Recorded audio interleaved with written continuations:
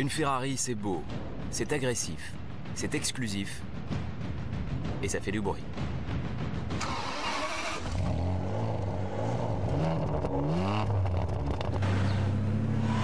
Un V12 capable de tout, être doux en ville et ultra sportif dès que le trafic le permet.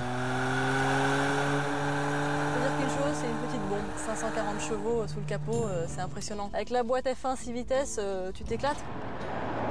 L'accélérateur est hyper sensible, t'as envie de pousser quoi, t'as envie d'aller plus loin. On est à peine en troisième à 130, on sait qu'on a encore 3 rapports à passer, on a envie de pousser à fond, on peut pas trop, on peut pas autoriser.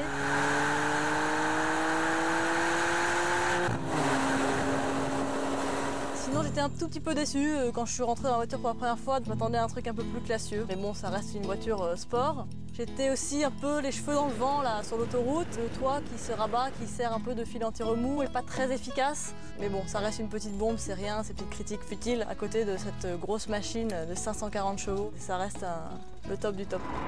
Le top, tout simplement le cabriolet le plus rapide du monde.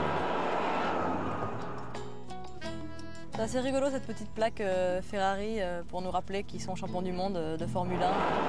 Ça j'aime beaucoup cette petite manette pour contrôler la marche avant et la marche arrière. Je trouve ça vachement fin quand on sait tout ce qu'il y a sous le capot. Je trouve ça assez sympa de se dire qu'on manipule juste avec une petite manette aussi simple et petite et délicate. Le compteur je le trouve assez joli, quoi. Il est très classe, en fibre de carbone. Je trouve ça très joli. Puis l'intérieur rouge, ça donne un peu de couleur, sachant qu'il varie selon la couleur de la voiture. Sur le modèle rouge, il est jaune. 540 chevaux à 7250 tours minute, 320 km/h, le kilomètre départ arrêté abattu en 21 secondes 9, une voiture rare, limitée à 500 exemplaires. Alors la Super America, c'est pas que les 540 chevaux, c'est aussi cette nouveauté, un toit en verre rigide, basculant, qui est complètement transparent et qui devient totalement opaque en appuyant sur un simple bouton. Bon, c'est pas le tout, il y a aussi un coffre où il y a toute la place pour mettre ses affaires de plongée.